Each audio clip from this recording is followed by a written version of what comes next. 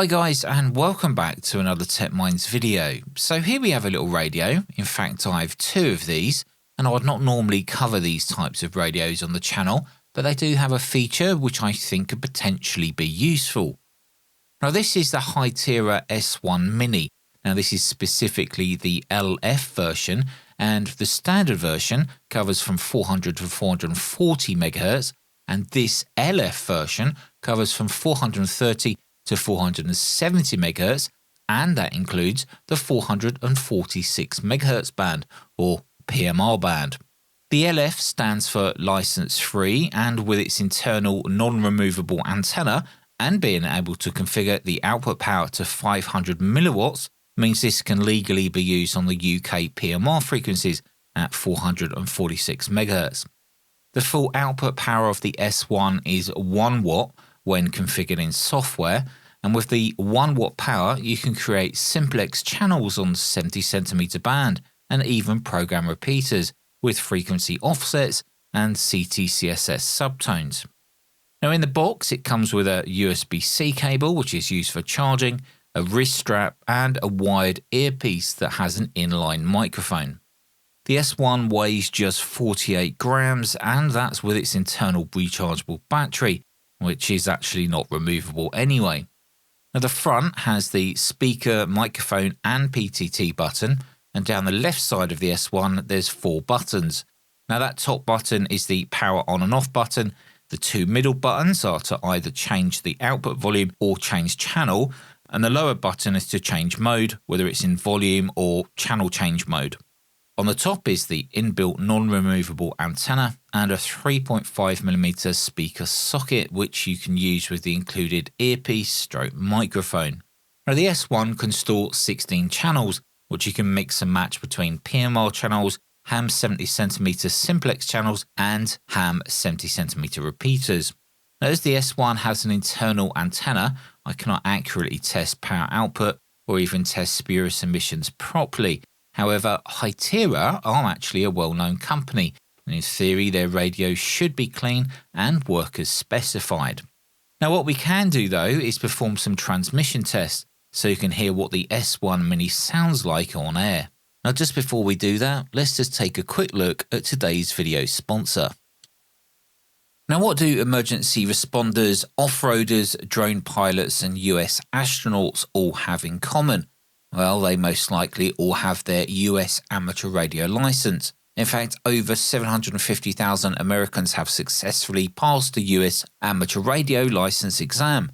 Now hamradioprep.com has made getting your license incredibly easy with their exclusive learning videos, games, full-length practice exams and the industry's best money-back guarantee.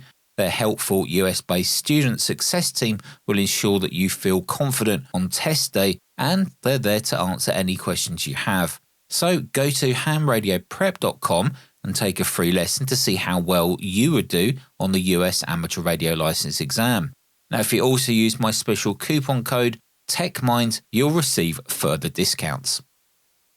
Testing the audio on the HYTERA S1 Mini. This is the HYTERA S1 Mini. Testing the audio to see what the audio sounds like on the HYTERA S1 Mini.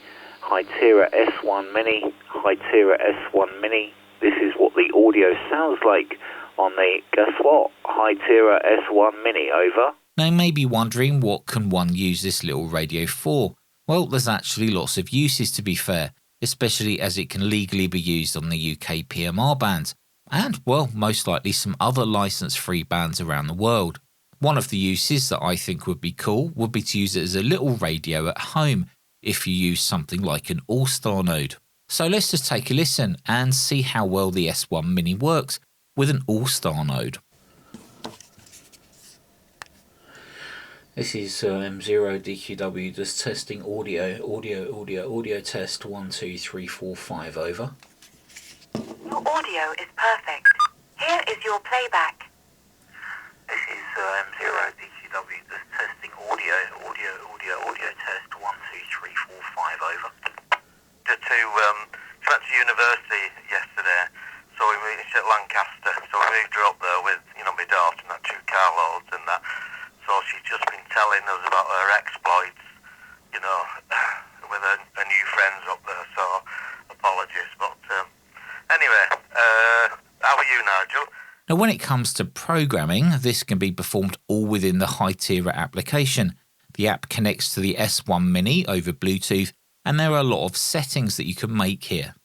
With the app running on your phone, it should discover nearby S1 Mini radios, and if you have more than one, they will be listed here. Now, just tap on the one that you wish to program. A pop-up will show that you need to accept the connection by pressing the volume up button on the S1 Mini. Now, you only have to do that the first time that you pair it. Subsequent times when you want to edit something, it will just connect when you select it. Within the basic settings menu, you can change things like power output level, choosing between 1 watt and 500 milliwatts.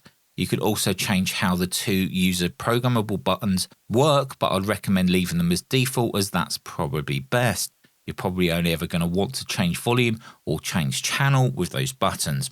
Now, programming the channels is also super easy, and as mentioned before, you can store up to 16 channels within the S1 memory. You can have separate transmit and receive frequencies, plus you can enable or disable CTCSS and set the tones.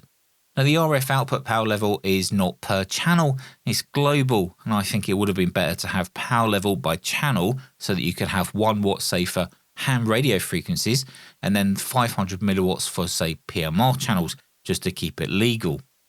As mentioned earlier, if you do have one or more of the S1 Minis turned on and in range of your phone, then each of those S1 Minis will be shown on the initial selection screen like this. You can even change each device's alias or name so that you are sure that when you're programming it, you're selecting the right device.